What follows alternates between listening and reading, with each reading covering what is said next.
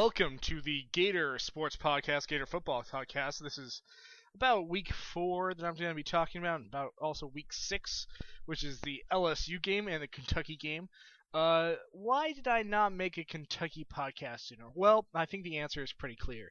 If you watch the Kentucky game, honestly, there's not a lot to talk about if you watch football pretty much at all. I mean, Morgan Newton threw poorly. That happens. If you have a competent offense at all, they're going to capitalize on it.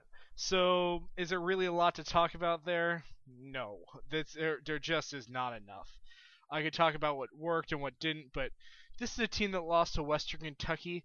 There's about as much you can tell about this game as there probably will be about LSU versus Townsend, even though I did watch that game actually for this podcast. I'm not saying that Kentucky can't be thought of as an opponent. They can, and they definitely had some aspects that they showed us in things we need to work on. But I mean, honestly, overcoming Morgan Newton is basically impossible for them. And that's just how it is. There's just not a lot worth really a lot of time to talk about. So I mean, I'll mention a couple things just because I felt like these are things that I've kind of mentioned before, and I still feel nervous about talking about them. First of all, the O-line is still extremely inconsistent, and namely Halapio is I don't get what his deal is, but he has been like the first 3 drives against Kentucky, the first 2 obviously were 3 and outs, and I think those were 3 and outs largely because. Well, I think Kentucky just was prepared for those plays. I think they probably were just ready. But after that, I think the Driscoll run followed by that stall in the red zone. Once again, it was an O-line failure, and really when we saw Driscoll try to throw, once again we had Driscoll was getting pressure pretty heavily. So I mean, I think the O-line just has to do a better job. I think Halapio's just been whiffing on blocks from what I've seen. He was put against one of the better Kentucky defenders, but I grant you, but he's still I saw him completely miss on a block, a couple times, and so after Morgan Newton got in, it kind of just imploded. I mean, honestly, there really isn't much to say about the game after that point, but It's still, I think, really we're still looking at an O-line that is inconsistent and needs to be worked on. And will it be better by the LSU game?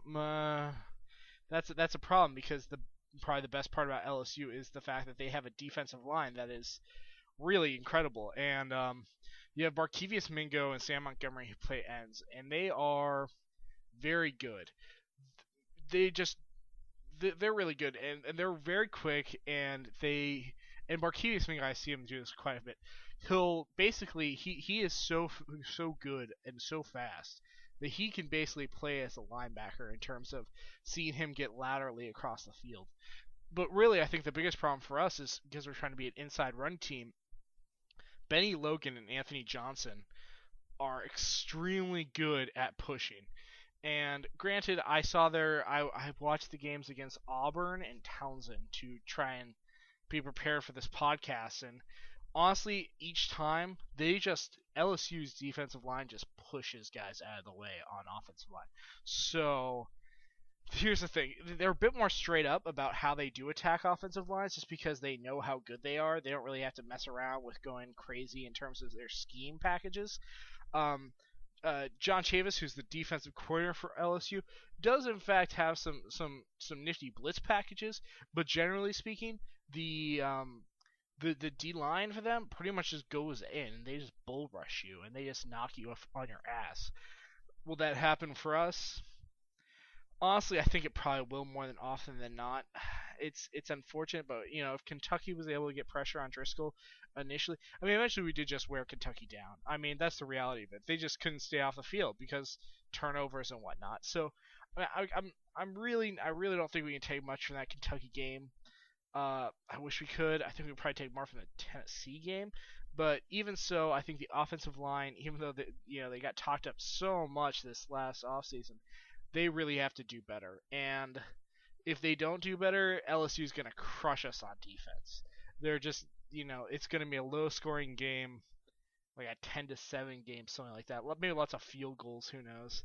But it's just a matter of reality for that. The Florida's strengths and weaknesses line up against LSU's in kind of a strange way. But I guess the last thing I'll say about that Kentucky game is that I saw some people talking about Florida getting a slow start and how he seemed to be doing the last couple times, and I think the problem is that it was less a problem this time. This time we had 3-and-outs, but usually we have trouble putting together multiple positive plays in a row. When remember when Urban Meyer used to talk about staying on schedule and how you had to get certain number of yards first play, certain number of yards second play, certain number of yards third play, and you have first down. Well, it seems like whenever we try to do that, at one of the on the third down is when we seem to fail. Like we get the yards on first down, we get the yards on second down, and then on third down we're completely stuffed. And that's a challenge. It's never as simple as third down conversion. I kind of actually really dislike that stat, just because I don't think it's really proves anything about the team. You mess up when you mess up. It doesn't really matter what down it is. I think people sometimes think, oh, the third down conversion, as in that's endemic of how they'll always perform on third down. But reality is that's not really how statistics work. The truth of the matter is, on third down, it's a matter of if the offensive line is on the field enough, they just seem to mess up. We kind of forget on first and second downs it does happen too. It's just we tend to remember the third down. As I recall, there's a statistical thing for that with regards to selective memory, or selective statistics, I guess, in this case. But the reality is that even though, throughout a whole 12-play drive, we'll always have a couple plays in there that can easily stall us out because we just kind of get no gain or hit for a loss or just something stupid like that, and it kind of goes into that, and just the mistakes seem to occur, and when they do occur, it's luckily less so has it been drops, wide receiver drops. Most of the time, right now it seems to be offensive line play. Just to be completely straight about that, that is the weak link as far as I can tell right now as it stands. Granted, I don't have coach tape, so I can't see the routes receivers are running. Realistically, there could be great coverage downfield, but usually when Driscoll gets the ball out to these guys, it tends to actually be pretty safe. Like the receivers have been playing pretty decently. The tight ends, of course, have been playing very well. But so like I said, that's the thing. But that's the last I'll say about the Kentucky game, just because there just isn't much else I can talk about without kind of going over the same problems or just talking about, oh, turnovers are important to win a football game. It's just, I don't want John Madden it up, so we'll just move on. I do want to talk about the LSU game though, and playing at home I think is nice. Auburn I think is a worse team than we are, and they fought LSU pretty much to a standstill. So and LSU was playing away at Auburn, so they're gonna be playing away here, and I think there's a couple of good things about LSU and a few bad things about LSU. So first, let's go through the good things, and I think we have to think of these in terms of how they match up against Florida. And so what's LSU great at? We talked about this already probably a little bit. The D-line is exceptional at LSU, and unfortunately that doesn't necessarily change the game. Realistically, you need linebackers as well to fill gaps and whatnot. The problem is that LSU's defensive line almost imposes their will because they're so strong and so fast. So that's something you have to work around, really, and it's something you have to. And I think what I saw with the Townsend game was that the weakness to LSU's line is that because they're so good, they attack so hard, they don't always attack evenly. I said that Florida does this too against Texas A&M until we made adjustments, but if LSU attacks so unevenly, they do create holes. Now, a good, fast running back, or not necessarily fast, but agile running back, will cut through those holes. So we need a really good performance in terms of a cutting running back. Billsley has shown the ability to cut, but we've seen that actually out of the freshman, Jones. He seems to be more of a cutting guy, but I guess if we can see Gillisley do cut through their defensive line, I think we'll actually be pretty safe because that becomes a challenge for their linebackers trying to fill holes that might be kind of iffy regardless of where they are. Especially if we can get to the second level with a blocking fullback.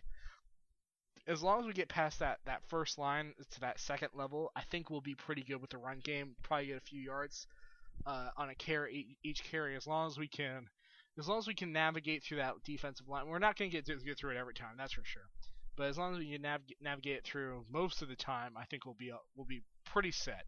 I mean, it's easier said than done, but I mean, I think if the offensive line is on board, we'll kind of know how to attack that in a way that we can predict, but make it difficult for their linebacker core to predict, and make it difficult for their linemen to kind of think in terms of how do we contain against this run. Um, so an offensive thing for Ellis, well, that's because So the D line for them is the strongest point. Their secondary is pretty good. Their linebackers are pretty good. They seem to be pretty good tacklers, which is positive for them. But they do have some weaknesses on the defensive line, not on the line, but on the defense in general. And I'll get to that. And okay, so another strength is Spencer Ware is back, and he's a pretty good runner, and we had trouble with him a lot last year. And we showed against Kentucky. Kentucky had a bad game plan trying to make Morgan Newton throw the ball, but when they did try to run, they were actually running pretty well, and I think that was because and we didn't adjust to that because we didn't have to. Kentucky kind of left that game plan at really inopportune times to try to throw the ball against us.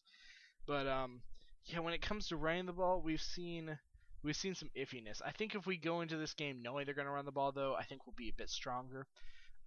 So I think that can be overcome a bit. But Spencer Ware is in fact a pretty good runner, and we have to be cognizant of his abilities to push piles because he's very strong and he is a very good back. Their O line is a mixed good thing. Kind of like ours actually. At times they'll basically just plow people over. But others they do have a weakness on their left side, I think it is, where I was watching the Townsend game, and the Townsend defensive linemen always tend to get more push on the left side. So if we can get more push on one side, that'd be great. But obviously that's not necessarily.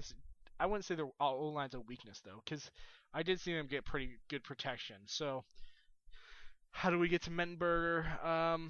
There's various ways. It's kind of handled the weakness section too.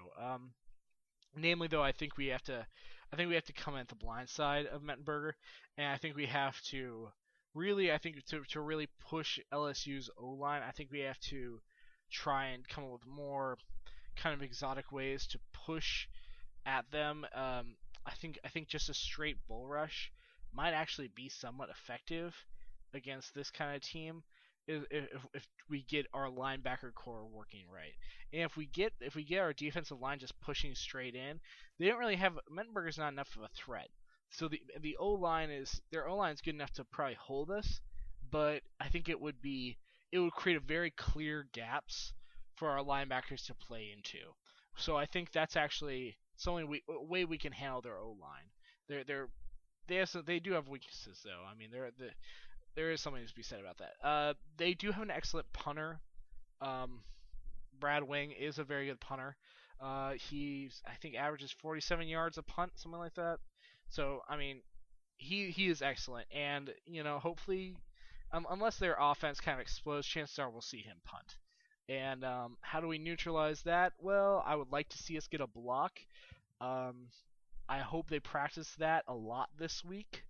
A block is the best way to handle him. Counting on a block though, probably not ideal. But I'd rather have a try for a block and then try to get these returns, just because the guy we have doing returns, Andre Dubose, really hasn't put anything together on a return yet. And I don't know what his deal is with that. I don't know if he's just not playing well, or he just hasn't really gotten the chance yet, or people just aren't kicking to him. Well, people haven't been kicking to him some of the time.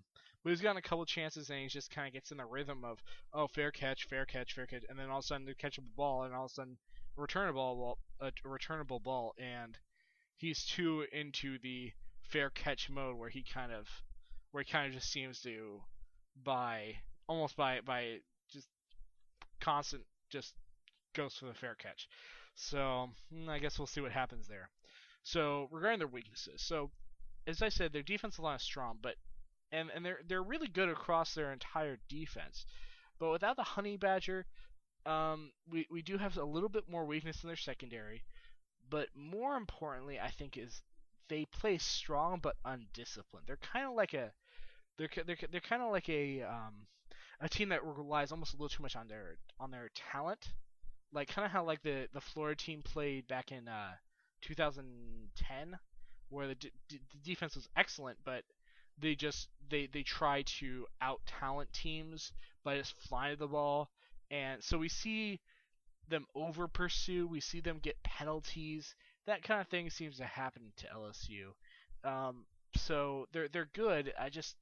They didn't play particularly disciplined football against Townsend. They did against Auburn, but I mean, hopefully, we can kind of play against their strengths by, you know, I came up with the idea on Alligator Army where we would go at them in a way. In my opinion, I think the way we have to go at them is we have to try to attack around them and get them frustrated, and then start hitting them. Because if they get in a rhythm of just getting past the O line over and over again, it's gonna be a long night. So we have to really kind of try to take them out of the game early, and then just try and just go kind of around them constantly. I'd rather take losses on the perimeter than to have them just constantly in the backfield. Um, so slow developing plays, I don't want to see many of those basically. I want to see Driscoll shift out of the pocket a lot, and I do want to see him go on the move. I want to see the Wildcat. Hopefully that's fixed with Trey Burton. So I want to see stuff like that where we're basically just where we're moving. I think this might be a good time to have a quicker cadence to how we move the football. So all right, so when we're talking about their offense, it seems like they want to pass the ball, but they seem unable to do so. Why is that? Well, it's either because Mettenberger is not very accurate, or the wide receivers basically drop the ball. Mettenberger does show an ability to pass the ball. Okay, he got drafted by he got recruited by Division One school by LSU. I mean, he can't be terrible. But the problem is he's not super consistent with his accuracy, and honestly, he kind of reminds me of John Brantley. It seems like he gets really nervous in the pocket very quickly. His pocket presence just not great. His reaction when he feels pressure at all is to roll away, and he doesn't always look where he's rolling to. So I saw him roll away right into defenders pretty frequently, actually, against Auburn and against Townsend. Um, yeah, so he just doesn't have great presence in the pocket. He has good mechanics as a passer. I mean, he can step into passes. He's not throwing off his back foot, but his accuracy definitely hit or miss. Um, he can hit those swing passes all day, and he hit a couple strikes downfield, but it just seems like he's tough to rely on. And I mean, if he comes out against with a great game against us, I wouldn't be entirely surprised. But I mean, the LSU team really has to kind of change around from the way they've been playing. They just have to play more disciplined, and they have to really kind of just overall tighten up their entire game plan. I mean, they couldn't do it against Townsend. Maybe they were looking ahead to us. I don't know. Maybe we'll get some home field advantage. So I'm just not sure. I think the main question for this is though, did Mettenberger did his confidence after that Townsend game get worse or better? And from what I saw, I think it got worse because there were some fumbles. I mean, there were turnovers, quite a few turnovers in the Townsend game. And I mean, I hope we get some of those against us. I hope that's not like we get a regression to the mean and they don't turn it over at all. But I think Mettenberger is going to be, if we can put pressure on him, I can see us really making his day pretty bad. We have to take away the quick passes though. We can't just if we rush him, we can't give him that underneath pass like or the swing pass the really easy kind of thing that he can just check down to very quickly. Because I'm sure Les Miles has prepared him to just throw the easy pass as quickly as possible if he feels any amount of pressure. So I think we have to really kind of play that press coverage against him. And I don't really have any great receivers. Ruben Randall plays pretty well. He's a fast guy.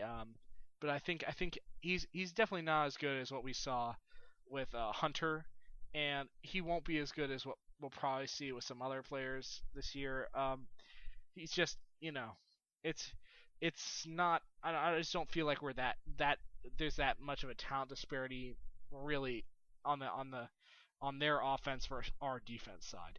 So the main thing I think, like I said, is we have to get pressure on him. We have to force him to make bad passes. But if we're gonna have someone beat us, I think we really have to have it's really got to be Mettenberg beat us. If Mettenberg beat us, because I think we could shut down their run essentially if we load the box. I think and the D line and the linebackers play a decent game, especially if we get Jelani Jenkins back.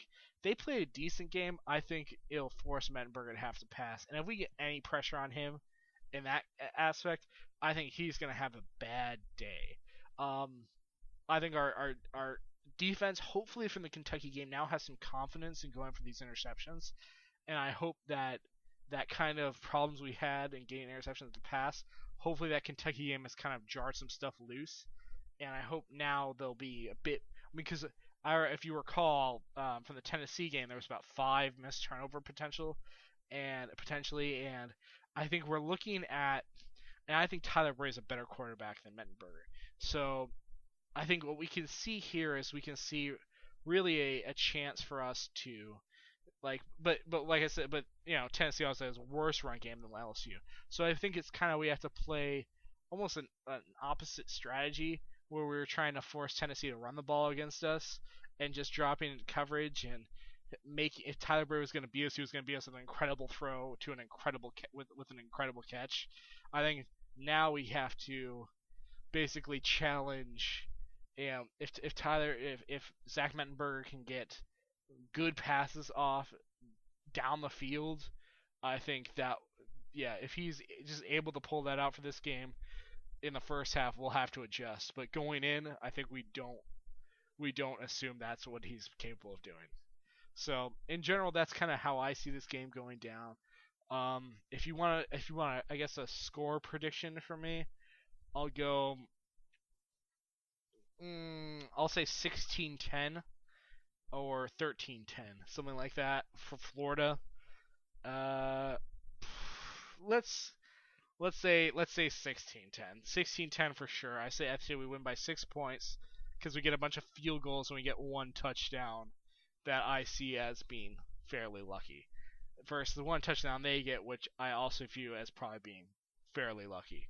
The field goals I think abound. Do I think Les Miles is going to try to trickerate us like he did in the 2010 game, which still gives me night fevers? No, I don't think he's probably going to try that, but hopefully Muschamp won't be as stupid as Urban Meyer was on that day because, for God's sake, that was the most obvious play call. I think everyone saw that one coming except for Urban Meyer.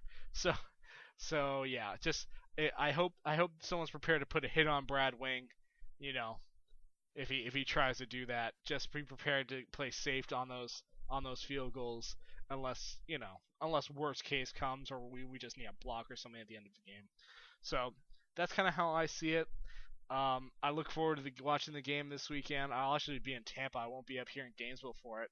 Um, I know I'm leaving town for the LSU game of all things, but I definitely am looking forward to it, and I will be watching it very closely. It's probably a night game. I'm sure it is. I haven't actually checked, but I'm willing to bet that it's probably going to be probably a 7 o'clock game. Well, actually, let me just check now. Yeah, I mean, I can already see on ESPN that the game is definitely being talked up.